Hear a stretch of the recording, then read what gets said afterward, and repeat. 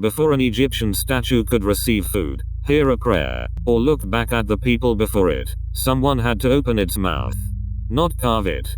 Not polish it. Open it. In the tomb of a high official named Rikmaya, artists recorded a ritual with that exact title. Performing the opening of the mouth for the statue. The statue is set on sand. Priests purify the space. Special tools are brought to its face. Offerings follow. At the end, the image is installed in its proper place, and the officiant backs away from the sacred space. To a modern viewer, this sounds like a ceremony for a piece of stone. To ancient Egyptians, it was about making an image capable of receiving life-giving contact with the divine. That distinction matters. The ritual was not a primitive version of switching on a robot. It did not claim that a sculpture had suddenly acquired a biological pulse. It gave an image a ritual role. It could become a place through which a god, a dead person, or a sacred power could receive offerings, breath, speech, sight, and sustenance. The ritual was called the opening of the mouth. And it changes the way ancient Egyptian statues look. Ancient Egypt left behind an overwhelming number of images. Seated officials, striding kings, animal-headed gods, tiny amulets, painted coffins, and statues hidden for centuries inside temple sanctuaries. It is tempting to put them all in one category and call them idols. But Egyptian practice made careful distinctions between images. A decorative figure, a funerary statue, a royal monument, and a cult statue in a temple did not all do the same job. The crucial point is that the image was not automatically a god simply because it looked like one. In temple religion, the god could be made present through a cult statue kept inside the sanctuary. The Metropolitan Museum of Art describes Egyptian temples as residences for deities, who were thought to manifest temporarily in the statues kept there. The inner rooms were restricted spaces. Most people never saw the cult image at all. That sounds strange only if we imagine a statue as either a work of art or a false god. Egyptian ritual worked with another possibility. An image could serve as an address. It made a relationship possible between human service and a divine being that was not otherwise visible. This is why a temple statue needed more than skilled carving. It needed consecration. The name opening of the mouth is slightly misleading, because the mouth was only part of the point. The ritual was also concerned with the eyes, breath, speech, eating, drinking, and the ability to receive light.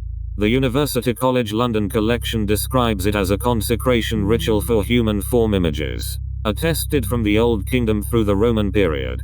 Designated ritual specialists touched the mouth and eyes with special tools so that a spirit could receive food and drink, breathe, and see.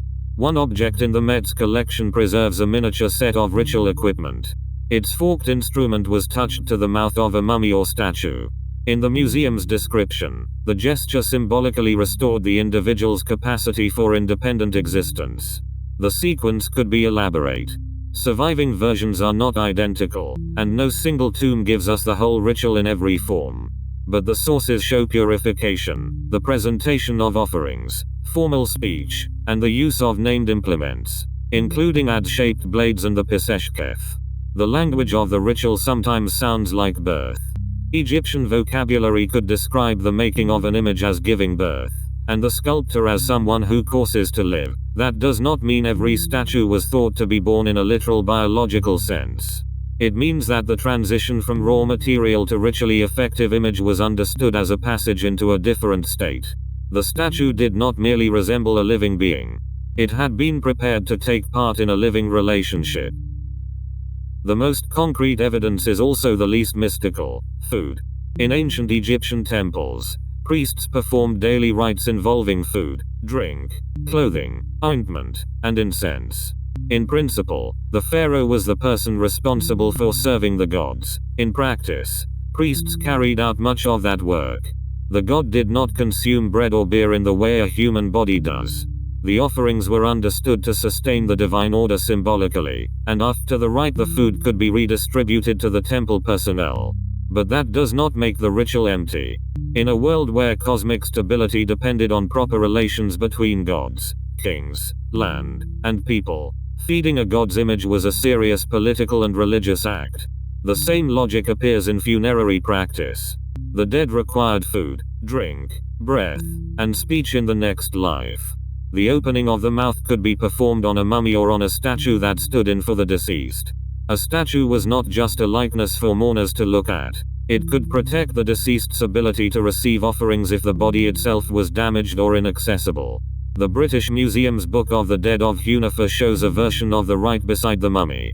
The museum explains that the ceremony was meant to reincorporate Hunefer's spirit into his mummified body so he could enjoy the afterlife fully.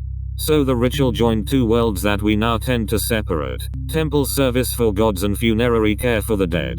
In both cases, the question was not is this object secretly alive, the question was whether it had been made capable of participating in the economy of offerings, breath, sight, memory, and sacred presence. Here is where popular retellings often go wrong. It is easy to describe the opening of the mouth as a secret technique for putting a god inside a statue. It is more dramatic, and it seems to explain why the ritual used tools, words, and offerings.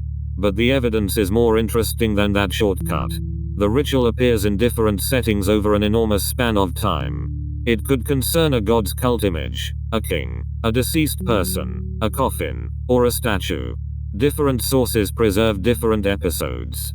The purpose remains recognizable, enabling an image to receive the conditions of life. But the exact performance was not a single frozen recipe repeated unchanged for 3,000 years. The image also was not necessarily the god in every possible sense. Egyptian theological language allowed a deity to be present in, or accessible through, an image without reducing that deity to the material object. The statue made contact possible. It did not contain the whole universe. That subtlety helps explain the daily care. A cult statue could be washed, dressed, anointed, and offered food.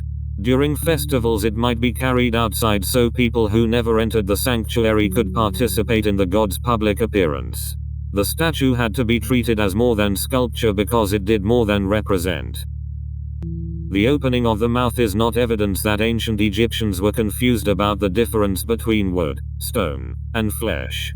They were perfectly capable of carving, repairing, moving, burying, and replacing statues.